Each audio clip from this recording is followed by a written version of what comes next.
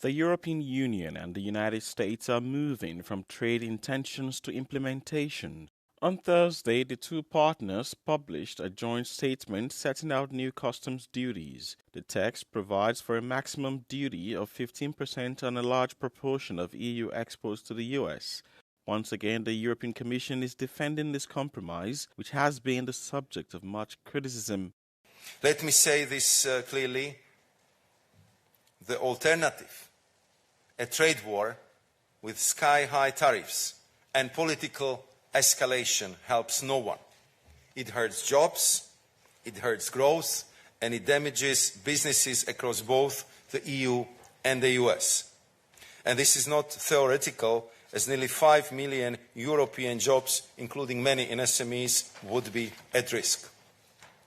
This deal avoids that path. The 15% ceiling ultimately includes cars, pharmaceuticals, and semiconductors, but uncertainties remain for other goods. A joint statement remains vague on steel and aluminium, two products that are soaring transatlantic relations. We still don't have a clear solution on the steel and aluminium tariffs, where here it says there's supposed to be a tariff rate quota, meaning that there will be some amount of steel from Europe that will not have their 50% tariffs on them, but we don't know how much that will be and what will be the actual tariff rate on that. As implementation kicks in, exemptions from the 15% cap are granted for aircraft and spare parts, generic medicines and chemical precursors.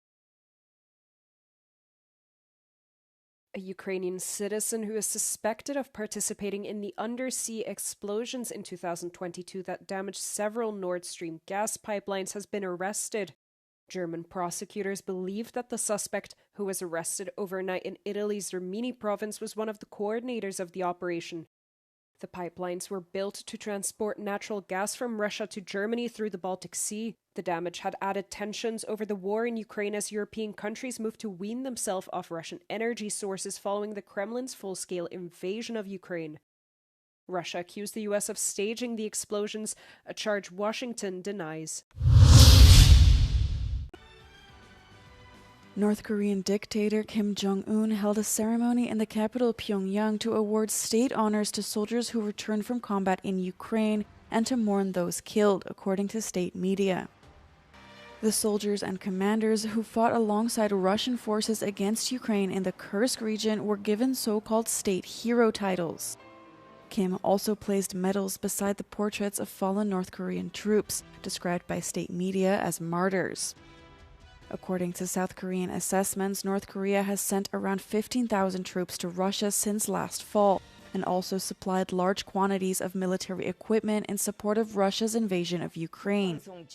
South Korean officials have expressed concern that North Korea could receive badly needed economic aid and advanced military technologies in exchange for its war support, which could in turn enhance the threat posed by Kim's nuclear weapons program.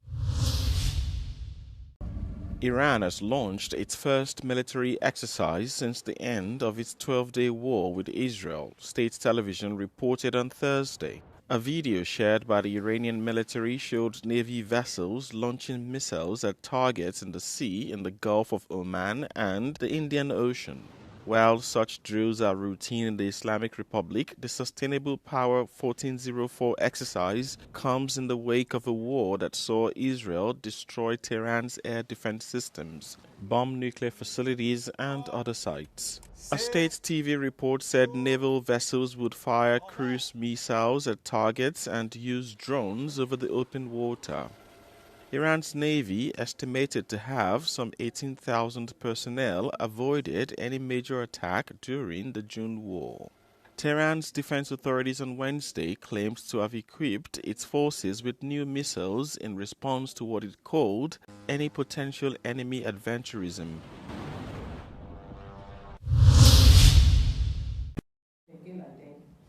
The trial against a former Danish minister, Henrik Sass Larsen, started on Thursday in Copenhagen. The former Social Democrat MP faces 2 charges, including the possession of 6,000 images and 2,000 video files containing child sexual abuse material. Sass Larsen is also accused of possessing a childlike doll designed for sexual purposes. The former minister is rejecting the charges, claiming the images were part of a search for images of himself as a child, as he says he was a victim of abuse himself. He also claims the doll had been an accidental gift. If proven guilty, says Larsen could face up to 1 year in prison for each charge. Rising temperatures are bringing harvests for French winemakers forward in 2025. This year in Gironde, intense summer heat brought the harvest forward by a week, particularly for the grapes used in white wine production.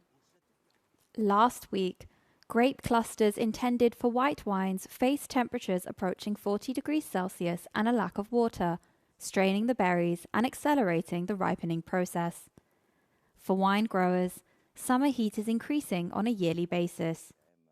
Le changement climatique rappelle aujourd'hui beaucoup plus des climats méditerranéens. En réalité, par ce réchauffement, on retrouve aujourd'hui une signature beaucoup plus méditerranéenne. The more the grapes are exposed to the sun, the higher their sugar content increases.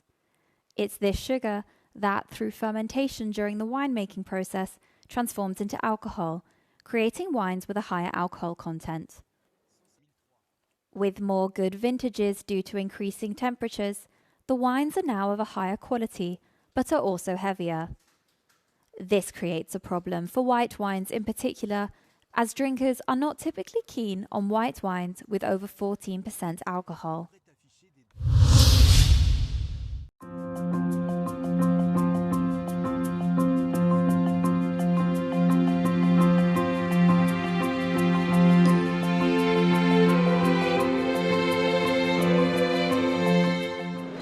AI school came out from the urgent need that we need to do something about the evolution of AI and to make sure that women and girls are not left behind. We prepare them for protected jobs, for insulated jobs, where they also need to transition from those jobs who have high chances of being automated or affected by AI to a job that will be more will be assimilated or will be augmented by AI. 44% out of 153 AI systems that was analyzed exhibited gender bias. So, and that comes from bias in the data that the AI has been trained on, because the data that AI has trained on is the whole internet, and our internet is biased.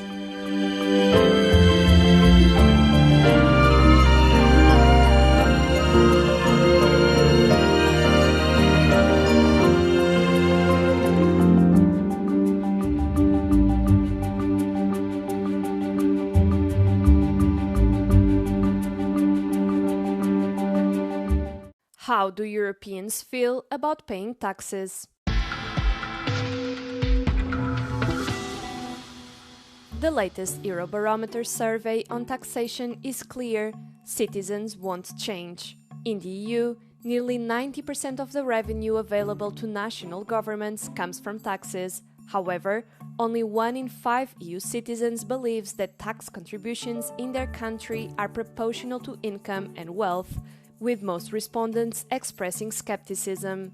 The system is considered most fair in Finland and Luxembourg, while in Hungary and Croatia most people think it's not fair at all. Most respondents support minimum corporate tax, taxing the wealthiest individuals, and environmental levies.